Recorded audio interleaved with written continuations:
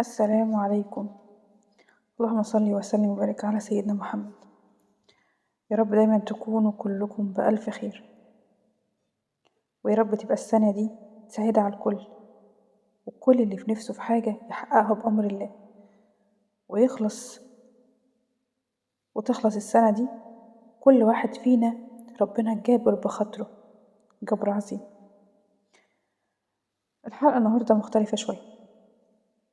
اسمع الكلام ده كأن حد بيطبطب على قلبك، مش بيحاكمك ولا بيطلب منك حاجة غير انك تهدى. ربنا بيقولك يا ابني آدم لا تخافن من ذي سلطان ما دام سلطاني باقي وسلطاني لا ينفد أبدا. قبل ما نكمل خلينا أسألك، هو أنت متضايق من حاجة حصلت ولا من حاجة لسه ما حصلتش؟ طبعا في ناس كتير مش عارفة هي زعلانة ليه، ولا مخنوقة من ايه، ولا تعبانة منين أصلا. مفيش سبب واضح، بس في ضغط، في قلق، في ثقل عن القلب، وده في علم النفس اسمه حمل داخلي غير مفرغ. والرسالة دي مش عشان تديك حل سحري، لكن عشان تفهم، تهدى، وتسيب الحمل شوية. القاعدة الأولى: الخوف استنزاف نفسي. يا ابن آدم لا تخافن من ذي سلطان ما دام سلطاني باقي وسلطاني لا ينفد أبدا.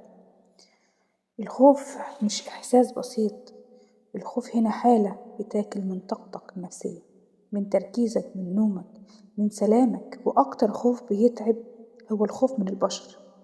لما تخاف من رأي الناس وسلطة حد وحكم حد، ظلم حد، انت كده مسلم قلبك لمخلوق، والقلب ما يرتاحش إلا وهو متعلق بالخالق.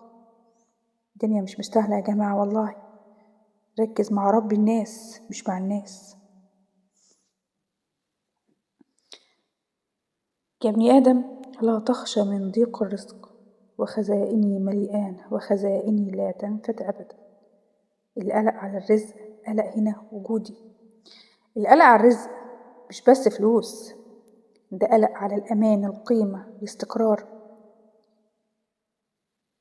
ده في علم النفس بيخاطب أعمق نقطة جواك، إن هو أنا عارف احتياجك ومش غافل عنه.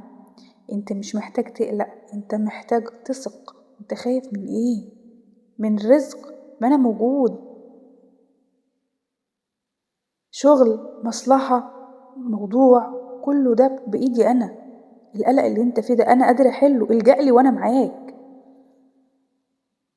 يا ابن آدم خلقتك للعبادة فلا تلعب.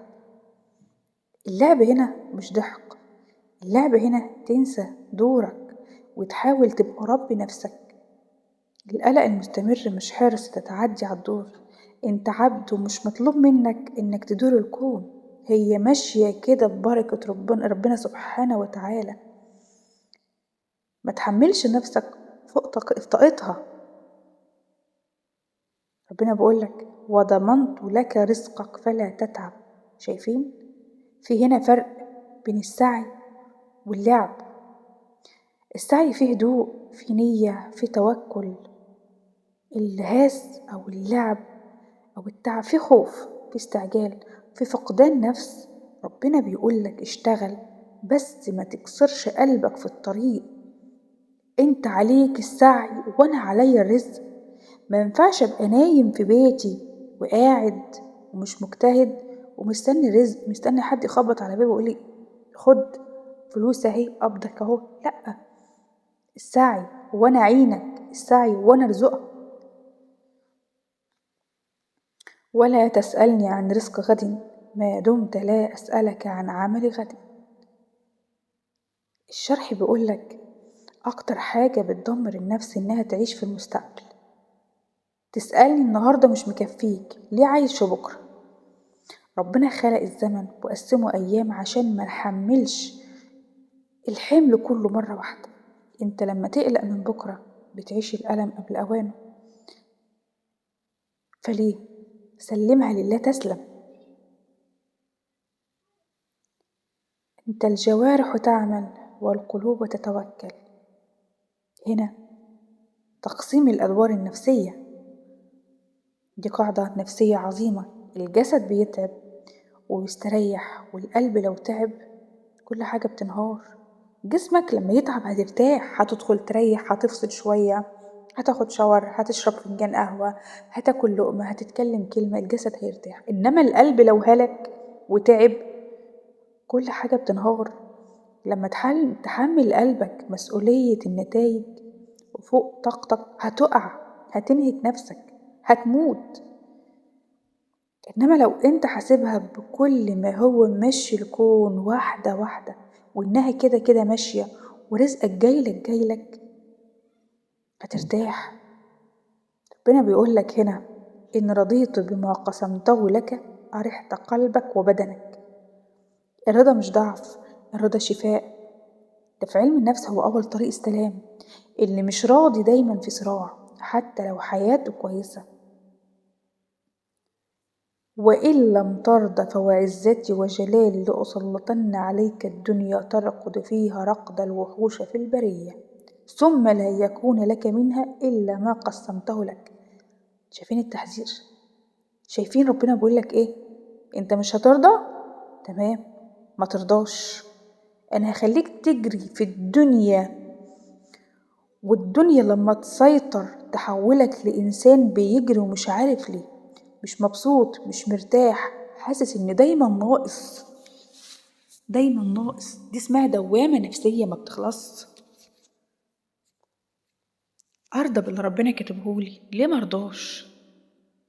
ما تبصش للي في إيد غيرك، أنت مش عارف اللي في إيد غيرك ده جاله إزاي، أو هو ربنا واخد منه إيه قصاده. واللي عندك وأنت مش راضي بيه ده غيرك يتمناه. فربنا عادل مقسم الأرزاق بما يرضي الله.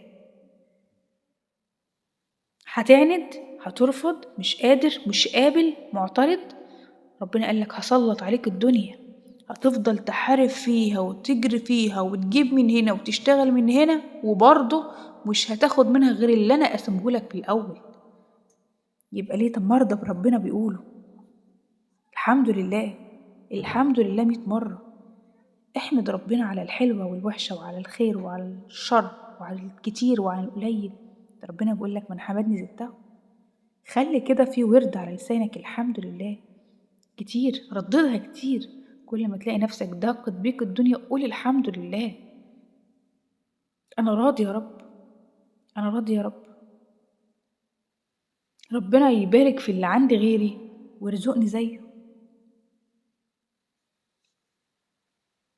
يا ابن آدم خلقت السماوات والأرض ولم أعي بخلقه، أفيعينني رغيف عيش أسوق لك.